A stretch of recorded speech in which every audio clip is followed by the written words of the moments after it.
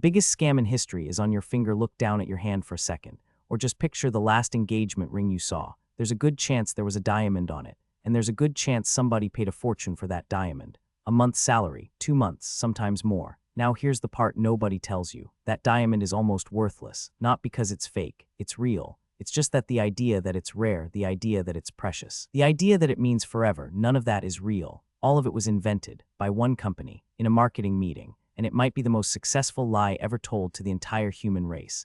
This is the story of how a single company convinced billions of people to spend their savings on a shiny rock and got away with it for almost 100 years. This is told true, so let's start with the fact that breaks people's brains. Diamonds are not rare, I know. You've heard your whole life that they're scarce, that they're hard to find. That's the whole reason they cost so much. That's the pitch. But it just isn't true. There are mountains of them, warehouses of them. There are so many diamonds in the world that if they all hit the market at once, the price would crash overnight, and your priceless engagement ring would be worth about the same as a nice piece of glass. So how is a diamond expensive if it isn't rare? Simple. Somebody is sitting on the supply, locking it in a vault, letting out just a tiny trickle at a time on purpose to keep you believing in a shortage that doesn't actually exist. And that somebody is a company called De Beers. To see how this started, we go back to the late 1800s in South Africa. They strike diamonds, and at first everyone's thrilled. Then they realize the nightmare for the people who own the mines. There are way too many. The more they dig up, the more the price falls. Because if diamonds are everywhere, diamonds are cheap, and cheap is the enemy. So in 1888, a businessman named Cecil Rhodes does something clever and a little bit evil. He buys up the mines, swallows the competition, and creates one single company, De Beers, that controls nearly all of it. By the early 1900s, they control around 90% of the diamonds on Earth. But the real mastermind shows up a bit later. A man named Ernest Oppenheimer takes over in 1929, and he says the quiet part out loud. His entire philosophy comes down to one cold little idea. The only way to make diamonds valuable is to make them scarce, so produce fewer of them. Read that again. Not go find the rare ones. Make them rare, create the shortage yourself, and his timing is awful. Because the Great Depression hits and nobody's buying luxury rocks. So what does De Beers do? They don't drop the price, they do the opposite.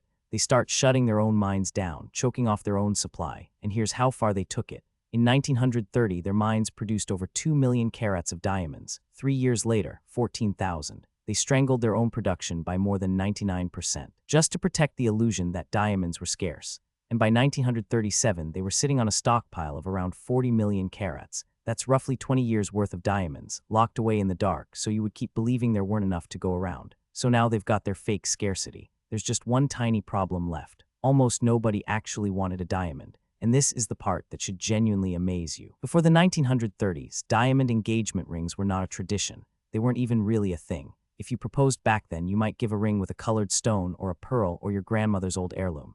A diamond, that was a weird little luxury for the super-rich. In 1940, only about 1 in 10 American brides got a diamond. So picture De Beers' situation. They've got all these diamonds, all this fake scarcity, and barely anyone who wants the things. They need people to want them, badly and forever. So they hire an advertising agency over in Philadelphia, and they hand them a job unlike anything before it. They don't say, sell our brand. They say, change how human beings behave. Make a diamond feel like it's required for love. And one night in 1947, a tired copywriter named Frances Gerety can't crack it. And right before she goes home, she scribbles 4 words at the bottom of a page. A diamond is forever. She nearly tossed it. Her coworkers thought the grammar sounded off. And those 4 little words went on to be named the #1 advertising slogan of the entire 20th century. Even today, about 90% of Americans recognize it. And just think about what that sentence actually does. A diamond is forever, so you can never sell it, you have to keep it. A diamond is forever, just like your marriage is supposed to be. They didn't sell you a rock, they sold you a feeling.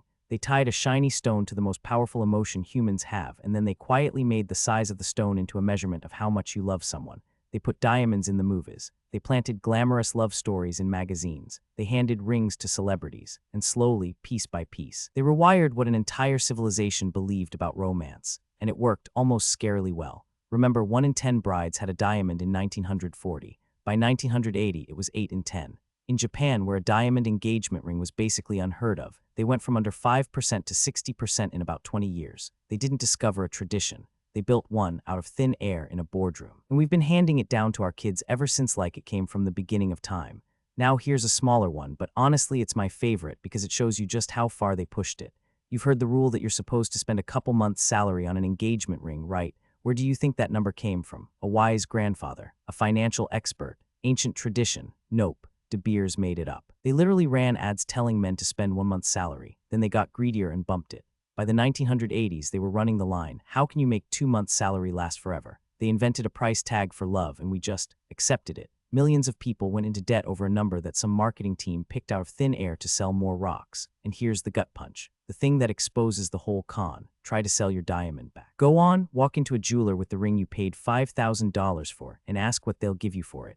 The answer is usually about half, sometimes a lot less, because a diamond barely has a resale market. The one company that controls all the diamonds is obviously not going to buy yours back and compete with itself. So gold holds its value. A diamond loses half the second you walk out the door, which means a diamond is forever turned out to be the most honest line in the whole campaign, because once you buy one, you're pretty much stuck with it forever. So at this point, you're probably thinking, okay, fine, the bad guys won, end of story. But here's the twist, and this part is happening right now. For almost 100 years, De Beers had one weakness they could never fix. They didn't actually control what a diamond is, and it turns out a diamond is just carbon. Plain old carbon arranged a certain way. And in the last few years, we got really, really good at growing that exact same carbon in a lab. Not a fake, not a knockoff. Chemically, physically, even down to the way it sparkles, completely identical. The same expert labs can't even tell them apart without special equipment. The only real difference is that the lab one was grown in a few weeks instead of dug out of the ground, and it costs a fraction of the price. And people noticed fast. Back in 2019, lab-grown diamonds were a tiny sliver of the market. By 2024, they were nearly half of all engagement rings sold in America. Lab diamond prices have dropped something like 70%. A natural 1-carat diamond that cost around $6,000 a few years ago has been sliding down toward $4,000. Even Pandora, one of the biggest jewelry companies on the planet, dropped natural diamonds completely. And De Beers, the unstoppable empire, the company that taught the whole world to worship a rock, it's now being written off as a loss. Its owners have slashed its value by billions of dollars year after year, and they're trying to sell the entire thing off. The slogan that conquered the planet, "A diamond is forever," has finally run into the one thing it could never market its way out of, a cheaper version of the exact same product. So the next time someone tells you a diamond is rare or precious, or that it's supposed to cost you 2 months' salary, you'll know the truth. It was never about the stone. It was about the story. The greatest story ever sold. One company convinced the whole world to fall in love with a rock, and we believed it for 100 years. And that's the thing about a perfect lie. It feels exactly like a tradition. I'm gonna